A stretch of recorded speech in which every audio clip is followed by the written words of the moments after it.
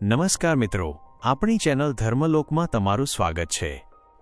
ધનુ રાશિ ડિસેમ્બર 2025 સંપૂર્ણ માર્ગદર્શિકા। આ મહિનો તમારા માટે અંધારામાંથી અજવાળા તરફ જવાનો છે। શરૂઆતમાં થોડી મુશ્કેલીઓ છે, પણ પછીનો સમય સુપર પાવરફુલ છે। તમારા વિશે વ્યક્તિત્વ અને સ્વાસ્થ્ય 3 ડિસેમ્બરથી 6 ડિસેમ્બર સાવધાનીના દિવસો। શરૂઆતમાં આળસ, થાક અને આંખોની કાળજી લેવાની જરૂર છે। સ્ક્રીન ટાઈમ ઓછો કરવો। 7 ડિસેમ્બર પછી એક્શન મોડ ઓન। મંગળના કારણે તમને નવી તાકાત અને સુપર એનર્જી મળશે। બધી આળસ ગાયબ થઈ જશે। 16 ડિસેમ્બર પછી કોન્ફિડન્સ હાઈ। સૂર્યના જોડાવાથી તમારો આત્મવિશ્વાસ 7મા આસમાને હશે। સફળતા મળશે, પણ ગુસ્સાને અહંકાર ન બનવા દેતા શાંત રહેવું। નોકરી, ધંધો અને કરિયર। શનિની સલાહ, શોર્ટકટ નહીં ચાલે, મહેનતનું ફળ ચોક્કસ મળશે।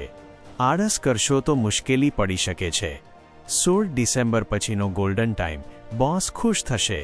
પ્રમોશન, સરકારી પરીક્ષા કે મેનેજમેન્ટના કામમાં મોટી સફળતા મળશે। તમારી વાતનું વજન વધશે।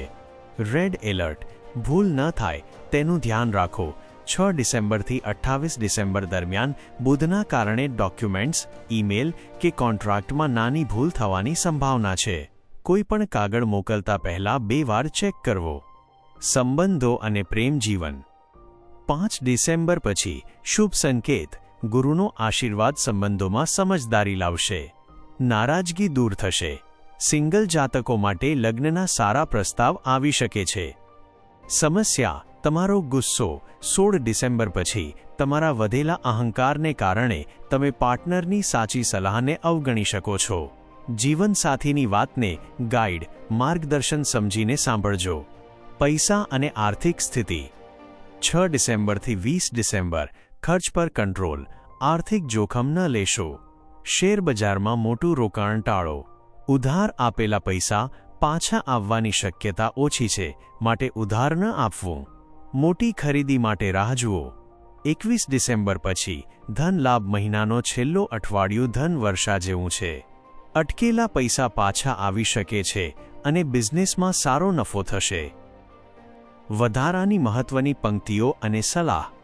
પ્રવાસ અને પરિવર્તન મહિનાના ઉત્તરાર્ધમાં 20 ડિસેમ્બર પછી ધંધા કે નોકરી સંબંધિત ટૂંકા અને સફળ પ્રવાસોના યોગ બની રહ્યા છે, જે ભવિષ્યમાં મોટો ફાયદો કરાવશે। નવા પ્રોજેક્ટ્સ, જો તમે લાંબા સમયથી કોઈ મોટું કામ શરૂ કરવાનું વિચારી રહ્યા હોવ તો 16 ડિસેમ્બરથી શરૂ કરવું સૌથી શ્રેષ્ઠ છે, કારણ કે આ સમયે સૂર્ય અને મંગળ તમને અદ્ભુત ઉર્જા આપી રહ્યા છે।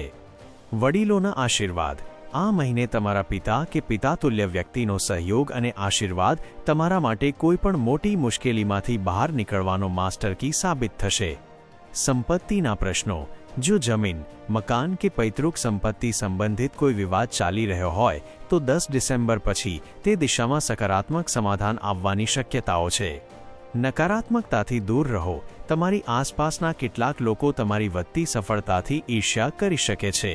તેમની નકારાત્મક વાતો કે આલોચનાને તમારા કામ પર અસર ન થવા દો।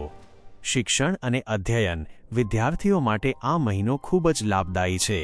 એકાગ્રતા વધશે અને મહેનત પ્રમાણે પરિણામ મળશે। ખાસ કરીને 16 ડિસેમ્બર પછીનું વાંચન યાદ રહેશે। આધ્યાત્મિકતાનો સહારો, શનિદેવ તમારા કર્મ અને આધ્યાત્મિકતાના માર્ગને મજબૂત કરી રહ્યા છે। દર શનિવારે ગરીબોને અન્નદાન કરવું તમારા ભાગ્યને વધુ ચમકાવશે।